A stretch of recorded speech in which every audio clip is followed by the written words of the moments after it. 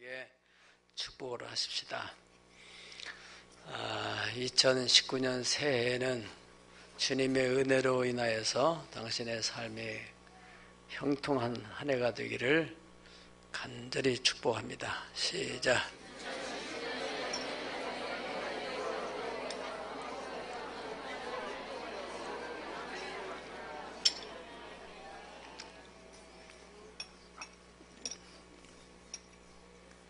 말을 할 때는 잘 듣고 있다가 그대로 이렇게 해야 되는데 딴 생각을 하고 있으면은 안 들리는 거예요. 다시 하겠어요. 다시. 자꾸 금방 한 얘기를 자꾸 이렇게 가볍게 들면은 빨리 치매가 와요. 집중을 잘 하세요. 다시 하겠습니다. 이거 그냥 하는 일이 아니라 다 우리 교회는 절대 치매가 있으면 안 돼요. 본인도 힘들고 가족도 힘들고. 내가 지난주에도 요양원에 가서 그 치매가 처음 이게 시작된다고 해서 가서 기도를 했는데 저를 몰라보는 거예요. 한참 기도하고 이렇게 하니까 생각난다고 그래요.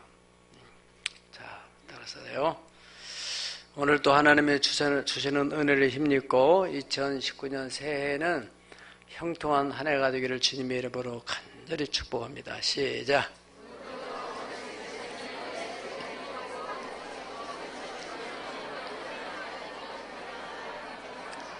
네, 잘하셨어요. 아주 잘하셨어요. 네. 오늘은 어깨에 정사를 맨 아기, 그런 제목으로 함께 올라누겠습니다. 이 목사님들이 설교하는 거에 대해서 시어머니들이 너무 많아가지고 목회자들이 힘들다는 거죠. 왜 설교를 저렇게 해야 되느냐? 왜 설교를 정치 얘기를 하고 또 무슨 세상 얘기를 하느냐? 그런데 이 설교라는 것은 이 성경을 가지고 세상을 비춰서 성경적 가치관에 의해서 잘못된 것을 이렇게 바로잡아주고 또 개인적인 것도 마찬가지고 이 설교를 듣다 보면 이건 내가 잘못됐구나. 그래서 말씀으로 인해 바로잡도록. 할렐루야. 이 구약시대의 설교자는 누구냐면은 선지자예요. 선지자. 선지자가 그냥 아주 하나님만 잘 믿읍시다 그런 얘기예요. 그 시대 속에서 정치가 잘못되고 혹은 사회가 또 어떤 윤리 도덕적인 문제가 생기고 그러면은 선지자를 통해서 하나님께서 메시지를 전하는 거예요. 예. 그래서 잘못된 것은 수정하게 하고 그래도 못하면 하나님의 징계를 하게 되고 그렇단 말이죠. 그래서 지금 이 시대에 동성연애나 혹은 또 무슨 차별금지법, 인권에 대한 역사의 문제, 세계 정치적인 문제, 이게 다 하나님 말씀을 통해 조명해서 여러분 믿음의 스케일 따라서 개인적인 것은 개인적인, 그 세계를 바라보는 안목을 가진 사람은 세계에 대한, 그래서 그 비전을 가지고 자녀들에게 이렇게 세계의 역사가 이렇게 흘러가는구나, 우리나라의 정치는 어떻게 되고 있구나, 이런 것에 대해서 관심을 가진 사람들이 자녀를 또 잘 케어하고 또 사회에 잘못된 흘러가는 것을 아이들에게만이라도 내 자녀들에게만이라도 바르게 또 가르칠 수 있도록. 할렐루야. 네. 그래서 하늘에서 하나님의 뜻이 이루어진 것처럼 이 땅에서 우리 가정에서 우리 교회에서 이루어지도록 해야 된다는 사실입니다. BC 759년경에 하나님의 선지 이사야를 통해서 예언하신 그 하나님 말씀은 바로 앞으로 장차 700년 이후에는 메시아가 태어난다. 그런데 그 어린 아이로 태어나는 그 어린 아이의 어깨에 뭐를 메었어요? 정사를 메었다. 오늘 그 부분에 대해서 함께 은혜를 나누려 합니다. 어깨에 정사를 맨 아기. 같이 합시다. 어깨에 정사를 맨 아기. 그래서 그 아기의 정체성에 대해서 그분은 기묘자라, 모사라, 전능하신 하나님이라, 영존하시는 아버지라, 평강의 왕이라. 이것은 예수님이 그 아이가 어떤 정체성을 가지고 있는지에 대해서 말씀만 드리는 거예요. 이 정사라는 말 히브리 원어에 보니까 미쉬라라는 말로 되어 있는데 그것을 우리말로 해석하게 되면은 통치, 지배 그런 뜻을 가지고 있습니다. 그러니까 예수님이 그저 요셉과 마리아의 평범한 집에 태어난 또 아주 비천하게 마국간의 마을 구유에 태어났지만은 그 어깨에는 종사람이었다. 예. 그리고 예수님이 단순히 종교인으로 사람들 영혼이나 구원하고 이 정도로 끝나는 게 아니라 그 사람의 인생 전체 혹은 그 나라 더 나아가서는 세계 인류를 다 품고 그들을 바른 통치자로 이 땅에 오셨다 하는 것입니다. 할렐루야. 예. 여러분, 이 통치자, 이제 우리나라는 대통령제이기 때문에 대통령, 또 총리제도가 있는 그런 나라도 있고, 또 이 주석제도가 있는 나라도 있고, 예. 그렇잖아요. 예. 어떻든 간에 그 최고 정치적으로 최고 위에 있는 사람들은 통치자입니다. 통치자. 그 통치자가 어떠한 이념을 가지고 있느냐에 따라서 그 나라의 운명이 결정나는 거예요. 그러니까 통치자가 얼마나 중요한지 알 수 없습니다. 예. 그 나라의 운명은 곧 그 국민 한 사람, 백성 한 사람에 대해까지 당연히 영향을 미치게 되죠. 현재 우리나라 보더라도 대통령이 바뀌면서 이 현재 대통령이 가지고 있는 통치 이념, 통치 철학에 대해서 2년 남짓 때인데 얼마나 많은 변화가 막 일어났습니까? 남북관계 문제, 경제도 그분의 통치 철학은 소득 주도로 인해서 경제를 성장시킨다. 그런 이념을 가지고 이제 경제 정책도 세우고 또 뭐 사회에 대한 것, 여러 가지 국방에 대한 것 이런 것도 다 그분의 통치 이념에서 나온 거라 이거예요. 이것이 잘했느냐 잘했지 하지 못했느냐 하는 것은 나중에 역사가 평가할 문제고 오늘 제가 말씀드린 팩트는 바로 통치 철학에 의해서 그런 정책들이 나온다. 그것까지만 이해하세요. 네. 목사님 지금 어느 당입니까? 나는 당이 없어요. 오직 예수당. 교회당만 좋아하시는 사람이니까 여러분 그렇게 오해하지 마시고. 네. 자, 북한 같은 경우 보세요. 김정은이라는 통치자의 통치 철학에서 그거는 핵과 경제 같이 병진해가지고 이 발전을 시키겠다. 그런 이념을 가지고 있어요.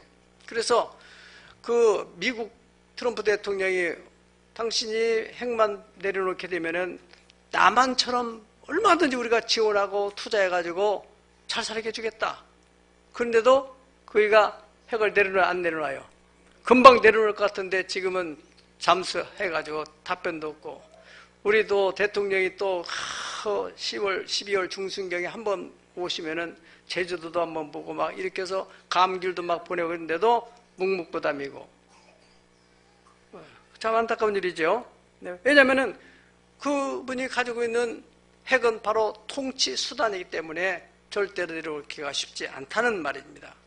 중국의 경우도 보세요. 중국. 시진핑 주석이 딱 드러나가지고 이 사람이 지금 완전히 시황제라는 표현을 쓸 정도로 이 영구집권을 하려고 그리고 지금 현재로는 이 중국이 G2 세계 두 번째지만은 앞으로 G1 패권 국가가 되려고 일로 저 바다 실크로드입니다. 바다 실크로드. 그리고 저 이제 육상으로 터키까지 이제 뻗어가려고 이런 전략을 해요. 문제는 뭐냐면은 이 바다 실크로드를 개척하려고 그저 저 남해에 있는 그러니까 동남아 지역에 있는 자그마한 베트남 옆에 싱가포르 옆에 있는 그런 나라들 옆에 자기 나라랑 너무나 멀리 떨어져 있는 그 섬 조그마한 섬이 있다든가 섬이 보일랑말랑한 거기다가 막 그저 세멘공을 부어가지고 인공성을 만들고 군사기지를 만들고 그리고 자기 영해라고 하고 그 다른 나라들은 힘을 못 쓰죠. 어떻게 뭐 국력이 약하니까 미국이 가만히 놔둘 수 없죠. 그래서 미국 대통령이 이 사람이 어떻게 패권과 꿈을 꾸고 이렇게 넘보려고 하고 그래가지고 이제 관세 폭탄을 떨어뜨리고 하니까 두 손 들게 되잖아요. 예. 그 사람의 통치 이념이었고 미국 대통령이 통치냐면 어떻든 자국 우선주의. 우리 미국이 먼저 살아야 된다. 국제사회를 돌보는 거지만은 우리가 먼저 살아야 된다. 그 백성들이 다 인정을 해가지고 그를 이제 대통령으로 세워줬는데 그분이 등장하면서 미국의 10여 년 전에 미국발 경제 위기가 세계에 얼마나 영향을 많이 미쳤어요. 예. 그런데 그때 당시에 사람들 생각에는 이제 미국 시대는 이제 끝났다. 미국은 이제 지는 달이고 중국은 뜨는 해다. 그랬는데 트럼프 대통령이 딱 일어서면서 미국 경제가 얼마나 활성화되고 또 사회적인 문제도 마찬가지, 사회 문제. 오바마 대통령 때 이게 모든 성은 평등하다. 당연하죠. 예, 남성, 여성은 평등한데 거기에 또 다른 성도 있다는 거예요. 성이 60여 가지가 된다는 거예요. 예.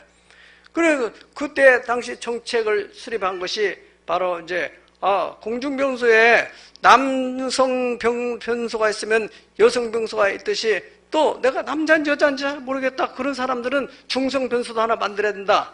이렇게 정책을 세워가지고 예산까지 다 집행을 했는데 트럼프 대통령이 딱 되면서 그런 게 어디가 있느냐? 하나님이 남자면 남자, 여자 둘밖에 앉았는데 어떻게 이 중간이 있냐? 안 돼. 그건 있을 수 없는 일이야. 다 없애. 남자, 여자만 있어. 멋있잖아. 응? 아멘 않는 사람 중성 있는지도 모르겠어요. 여러분, 이렇게 지금 누가 잘했냐 못했냐보다도 이 통치자의 통치 이념, 교회도 마찬가지입니다. 교회가 뭐 통치하는 곳은 아니지만은 하나님이 그 목회자에게 비전을 준 그 비전을 가지고 목회의 어떤 그 철학을 가지고 교회를 이끌어 가는 거예요. 예. 우리 교회 칼라는, 우리 교회는 신앙의 명문가를 세우는 교회. 예. 그래서 결혼 예식도 나는 제목이 누구를 결혼식을 하더라도 제목은 똑같아요. 예. 이제 소프트는 이제 그때 당시 상황에 따라 다 바꿔지지만은 결론은 신앙의 명문가를 이루는 거예요. 예. 자다가도 명문가요. 걸어가도 명문가고, 꿈을 꿔도 명문가고, 할렐루야. 예. 그래서 우리 교회의 모든 예산에 가장 집중하는 것은 우리 다음 세대에 대한 집중. 이번에도 여러분 비전 트립 아이들을 보내는데 한 600여만 원 예산이 지금 들어갑니다. 우리 큰 돈이죠, 큰 돈이죠. 예. 그건 우리가 거기에 목적을 두고 있기 때문에 그런 것이죠. 예.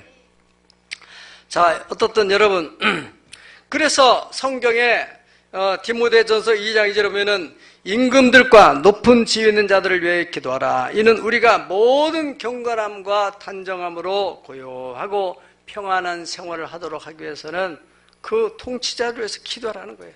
통치자가 바른 생각, 바른 판단을 가지고 이제 국정을 수행해 나갈 수 있도록. 우리 여러분들이 비판만을 깨라 배후에서 기도해서 그것도 돕는 참모들도 바른 판단을 할 수 있도록 기도해야 됩니다. 예수님께서 인간의 몸을 입으시고 이 세상에 오신 것은 어떤 종교적인 목적, 그저 하나님께 예배는 하고 영혼만 구원하면 됐지, 뭐 세상이 어떻게 돌아가든지 그런 건 나는 몰라, 그런 분이 아니라는 것을 여러분이 꼭 명심해야 돼요. 그렇다면은 그분이 그런 통치 이념을 가졌다면은 그분의 자녀되고 그분의 백성들, 그분의 국민이 된 우리들은 어떻게 해야 됩니까? 그분의 통치 이념을 잘 따라서 우리도 그렇게 살아가야 된다 이거예요. 할렐루야. 그러니까 우리가 교회만 생각하지 말고 사회에 대해서도 관심을 가지고 또 국가에 대해 관심을 가지고 위해서 기도하고 또 협력할 건 협력해야 되고. 아멘. 예.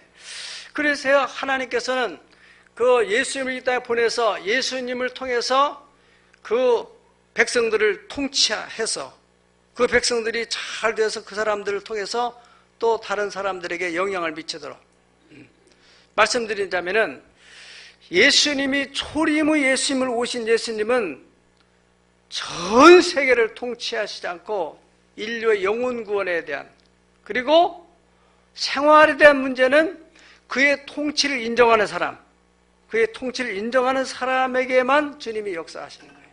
강압적 통치를 하지 않고 자율적으로 나는 당신의 통치를 받고 싶습니다 하고 그 통치권 안에 들어오는 사람을 주님이 통치하셔서 그러하고 저 사람이 정말 예수님의 지배를 받고 예수님 말씀대로 순종한 삶을 사니까 저렇게 되는구나.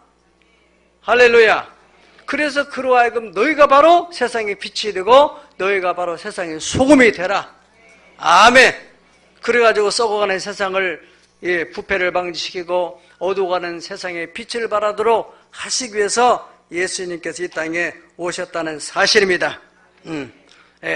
예수님께서 그저 평범한 한 아기가 아니고 어떤 종교인이 아니고 통치자로 오셨다는 그 증거, 오늘 이사야 선지자를 통해서도 그 어깨에 정사를 메었다고, 또 그분은 평강 왕이라고 표현한 것처럼 예수님이 땅에 오셨을 때 동방의 박사들이 헤롯 궁궐에 와서 유대인의 왕으로 나신 이가 어디 계시뇨? 우리가 그의 별을 보고 그에게 경배하러 왔노라 그랬습니다. 헤롯 왕은 충격을 받았죠. 아니, 내가 지금 유대 왕으로 내가 지금 통치하고 있는데 또 다른 통치자가 왔다. 이건 굉장한 문제죠. 그래서 훗날에 헤롯 왕이 베들레헴의 2살 아래 별이 나타난 때가 2년 전에 나타났다는 것을 알고 그 아래에서 태어난 자를 다 죽이면은 분명히 왕으로 정사를 메고 태어난 어린아이도 죽일 수 있겠다. 그래서 다 2살 아래를 죽였다는 것입니다. 그러나 하나님께서는 미리 요셉을 통해서 꿈으로 계시해서 지금 헤롯이 이러한 계획을 가지고 있으니까 너 어린아이를 데리고 저 애굽으로 피내느라. 애굽으로 헤롯이 죽일 때까지. 그런데 헤롯 죽기까지 기다리는 그 여정에 동방박사들이, 이건 학자들의 견해입니다. 동방박사들이 이렇게 황금과 유황과 몰약을 들인 그것을 가지고 애굽에 가서 거기서 이렇게 생활할 수 있는 그런 예물이 되었다 하는 것입니다. 예수님께서도 친히 말씀하시기를 마태복음 28장 18절에 보면은 하늘과 땅에 권세를 내게 주었으니 그랬습니다. 권세자라는 거, 권세자.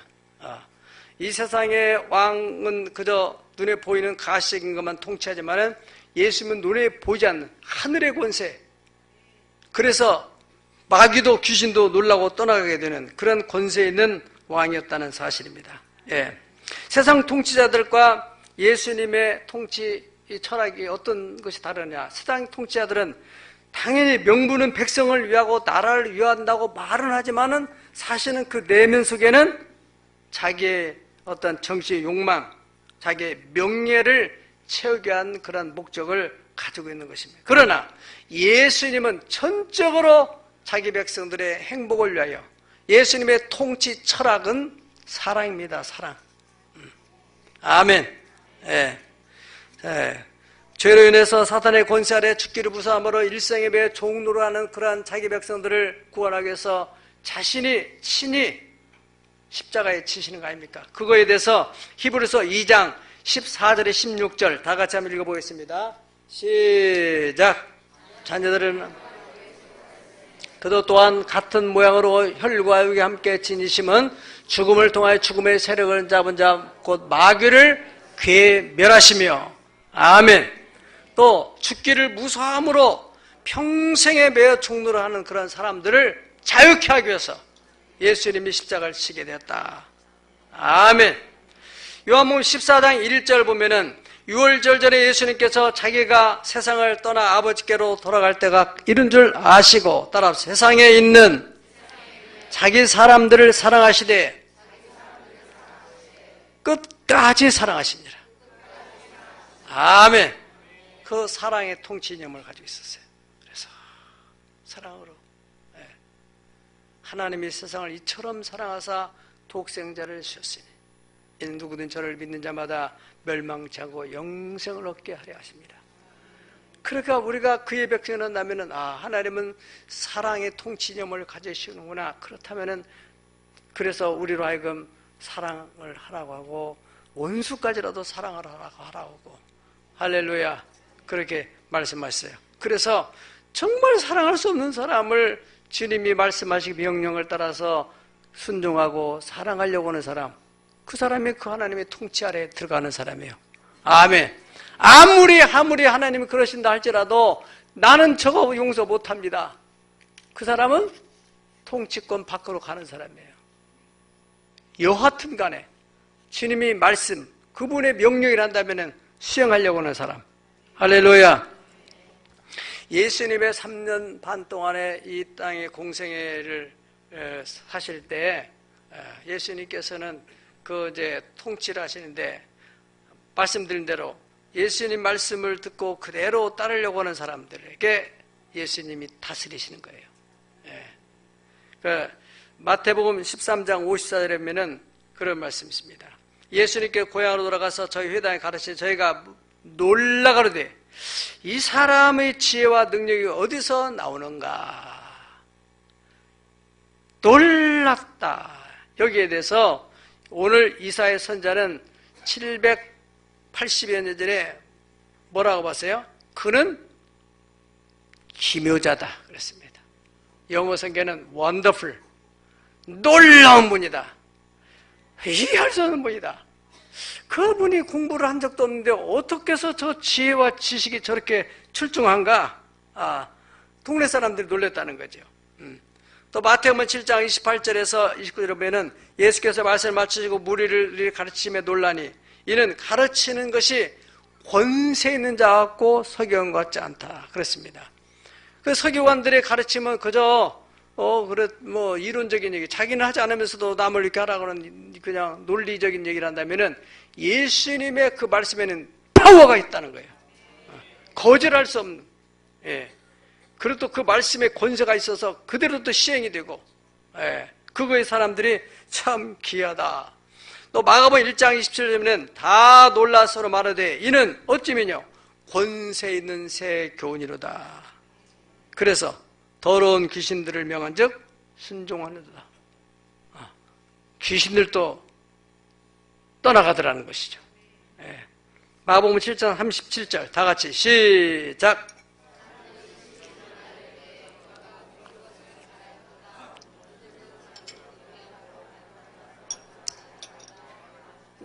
아멘.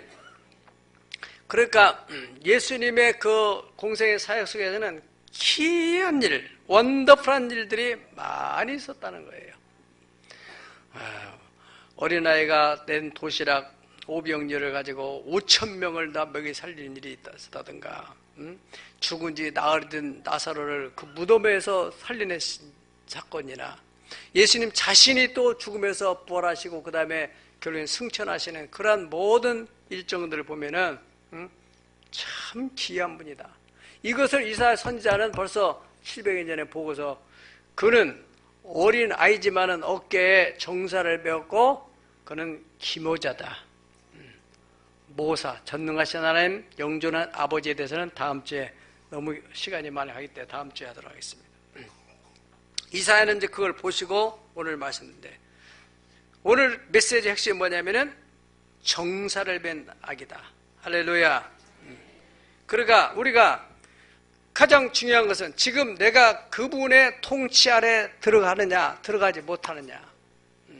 다시 말하면은 그분의 통치 아래 들어가게 되면 어떤 일이 벌어지느냐?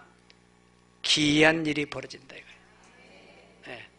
이거예요. 그분은 기무자이기 때문에 어떻게 저런 일이 생길 수 있을까? 저 사람이 저런 집에서는 저런 인물이 나올 수가 없는데 어떻게 저 사람이 그렇게 돈도 많지 않은데 어떻게 저렇게 큰 일을 할 수 있을까? 참 기이하다. 할렐루야. 예수님께서 이 땅 오실 때도 천사들을 통해서 하늘에서 천사들이 뭐라고 합니까? 지극히 높은 곳에서는 하나님께 영광이요 땅에서는 기뻐하심을 입은 사람들 중에 평화로다.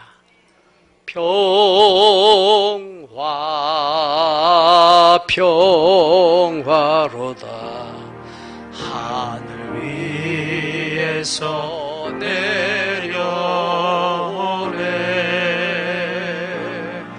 그 사랑의 물결이 영원토록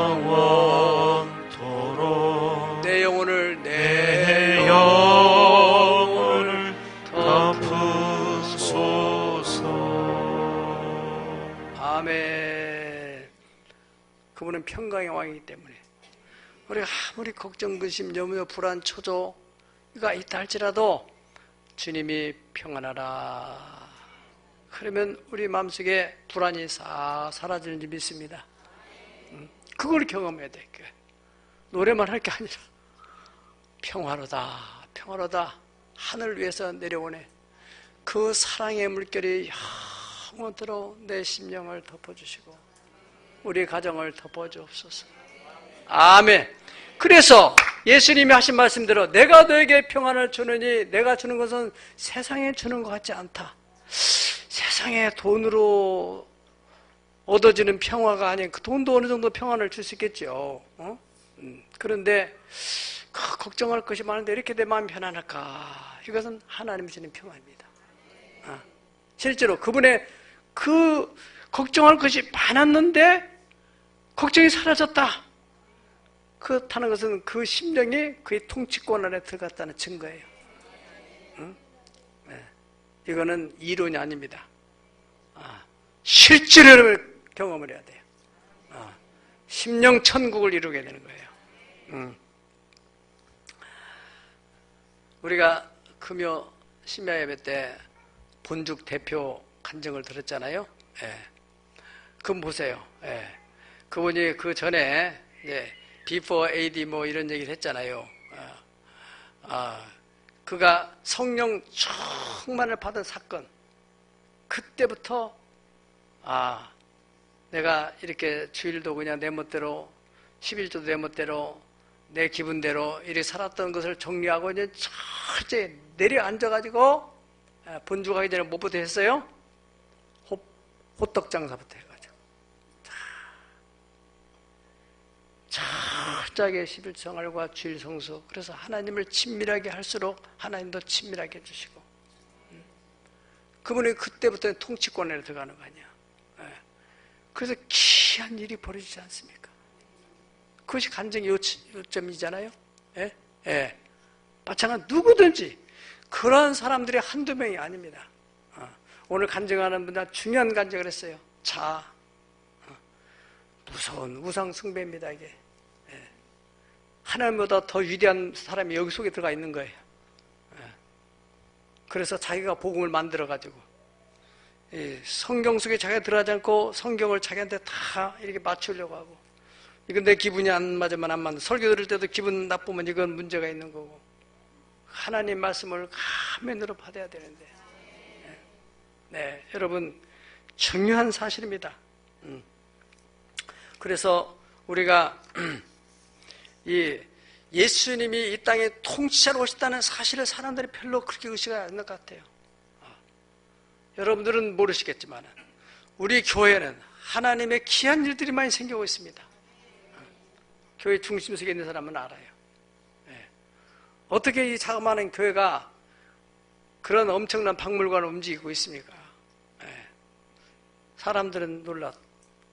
아는 사람들, 그래, 목회자들이나 이런 사람들 보면 교회 이렇게 물어볼 때 이렇게 크게 움직일 수 있는 그런 교회가 아닌데 어떻게 이렇게 엄청난 박물관을 움직이고 있느냐. 귀한 일들이죠. 예수님의 통치 철학은 강압적이지 않습니다. 자유의지를 줬어요. 자유의지. 그래, 요한복음 6장에 보면 예수님께서 그 영생에 대한 심도 있는 말씀을 하셨어요. 내가 바로 생명의 떡이다. 너희가 광야에서 만나를 먹어서도 죽었거니와 내가 주는 떡을 먹는 사람이 영원히 죽지 않는다. 내가 주는 물을 먹으면 영원히 목마르던 생수가 흘러난다. 그 얘기를 깊이 얘기를 못했어요.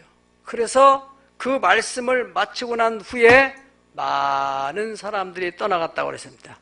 요한복음 6장 68절부터 66절 8절 봅시다. 시작. 그때부터 그의 제자 중에 많은 사람이 떠나가고 다시 그와 함께 다니지 아니하더라. 이거는 우리하고는 너무나 안 맞는 얘기다. 그래서 예수님께서 12 제자에게 뭐라고 합니까? 너희도 가려느냐? 시몬 베드로가 말하기를, 여러분이 고백해 보세요. 시작. 주여, 영생의 말씀이 주께 있사오니 우리가 누구에게로 가오리까? 할렐루야. 우리는 당신의 통치를 영원히 받겠습니다. 그런 얘기잖아요. 너희들은 가려느냐? 가고 싶으면 가라. 심지어 가룟 유다가 예수님을 떠날 뿐만 아니라 떠난 것을 끝나지 않고 예수님을 팔아먹는 데 앞장서는 그런 일을 하는데 불구하고 예수님이 자유자재로 내버려둔 거예요. 그 정도로 예수님께서는 예수님의 통치는 강압적이지 않는다는 것입니다. 그러니까 우리가 예수를 믿어도 네가 생명과 사망과 화와 복을 네 앞에 뒀으니 네가 살기 위해서 네가 선택해라. 주의를 범한다 해서 너를 금방 지옥으로 데려갈 건 아니니까 네가 어떻게 하나님을 섬겨야 되는지 네가 선택해라. 아멘. 그래서 네가 그렇게 안 갈 수 없는 그런 상황인데 그런데도 먼저 하나님께 예배드리는 것을 더 소중히 여기고 오는 것은 그게 나는 당신의 통치 아래 있겠습니다. 다윗이 바로 그런 사람이잖아요. 그 위험스럽고 힘든 나는 주의 날개 그늘 아래 내가 피하겠습니다. 나는 당신의 통치 아래 들어가겠다는 거예요. 그 원수를 사울이 딱 죽이면 간단한 문제인데 못 죽이잖아요. 왜냐하면 하나님이 기름을 부었으니 내가 관여할 내 소관이 아니다. 이건 하나님의 통치 안에 있는 것이다. 그래서 그걸 못 죽이는 것인데 다 그걸 하나님은 잠잠히 보시는 거예요. 여러분 우리가 사람들이 많이 모였을 때는 다 선남선녀처럼 믿음 다 좋은 사람들이에요. 혼자 있을 때 내가 정말 하나님의 통치 아래 있는지, 하나님의 임재 안에 들어가려고 하는지, 내가 세상 욕망 속에서 어떻게 잘 먹고 잘 입고 어떻게 하면 즐기고 살아보려고 하는지 알잖아요. 예수님은 네 믿음대로 된다. 우리가 성경을 통해서 그리고 많은 하나님의 그 통치의 은혜를 입은 사람들의 간증을 들어볼 때 그만큼 들었으면 됐어요. 이제 내가 선택할 것만 남은 거예요. 어떻게 나는 살아야 될 것이냐.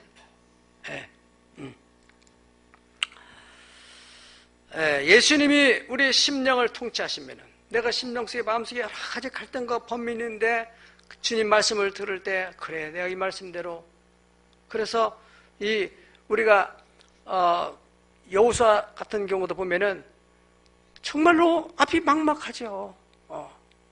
모세와 함께 그 광야에 있을 때도 이 백성들이 얼마나 힘들겠는데 자기는 모세보다 너무나 부족한 것을 알고 있고 그리고 지금 이제는 광야만 도는 문제가 아니고 이제는 정말로 금성철벽 같은 여리고성을 무너뜨리고 거기에 강대한 족속들을 물리치는 전쟁을 치러야 되는데 여호수아의 마음을 하나님이 아시니까 계속해서 강조하시는 말씀입니까? 내가 모세와 함께 하던 것처럼 너와 함께 할 테니 너는 두려워하지 말라. 이 말씀을 주야로 묵상해라. 그래야면 너희 가는 길이 평탄하게 되고 형통하게 될 것이다. 할렐루야. 그래서 여호수아는 그때부터 어떻게 했어요? 주야로 내가 너와 함께 하리라. 놀라지 말라. 나는 네 하나님이 됨이라. 내가 너를 구색하리라. 참으로 너를 도와주리라. 의로운 오른손 너 붙들어 주리라. 할렐루야. 여러분 이 말씀에는 권세와 능력이 있어요. 자꾸 말씀을 드립니다. 그러니까 이 사탄에 의해서 내 마음이 걱정되고 두려움에 떨고 있던 이 마음이 점점점 사라지면서 하나님의 통치 영역에 들어가니까 마음이 평안해지고 담대해지고 아멘. 그런 리더십을 가지고 요단을 딱 섰을 때 제사장들한테 법궤를 메고 들어가라. 그 권세 있는 말에 그 백성들이 제사장들이 지금 도도히 흐르는 물속으로 뛰어 들어가잖아요. 예. 여호수아가 온전히 하나님의 통치를 받을 때 그 통치 아래서 있는 사람들이 따르는 거 아니겠어요? 31개 왕하고 전쟁을 해서 승승장구했습니다. 결론은 하나님이 다스렸기 때문에 그렇죠. 하나님의 통치 아래 있었기 때문에 그렇죠. 네. 여러분, 가정도 마찬가지입니다. 가정 우리 자녀들 얼마나 힘듭니까? 여러분들이 가정 예배 드리면은 그 예배 속에서 신기하게 하나님이 통치하시는 역사가 있고 자녀들을 하나님이 다스려 주십니다. 내 말을 100번 1000번 하는 것보다도 하나님 말씀, 아이들을 화나게 하지 말고 주의 교양과 훈계로 양육해라. 야, 하나님이 너 보고 있어. 전지전능한 하나님은 어디 가서 다 계신다. 엄마가 안 보인다도 하나님은 보고 계신다. 자꾸 심어줘 보세요. 하나님을 경외하는 마음이 아이가 생기게 돼 있어요. 아멘. 여러분, 다니엘이 포로로 끌려가고 또 사자굴에 들어가고 그래도 하나님이 통치를 하니까 그는 그곳에서도 하나님의 통치 안에 들어가는 거 아니에요. 그러니까 세상에 그를 어떻게 할 수가 없는, 경제도 마찬가지입니다. 경제, 여러분의 재정 문제도 하나님이 여러분의 재정을 다스린다면은 그렇게 빈핍하지는 않을 거예요. 아니겠어요?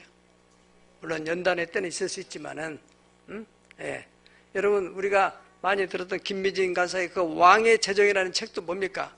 재정이 내 재정이 아니라 왕의 재정, 그 만화의 왕 되신 그분의 통치하시는 그 재정을 내가 청지기로 관리한다. 그런 내용이잖아요.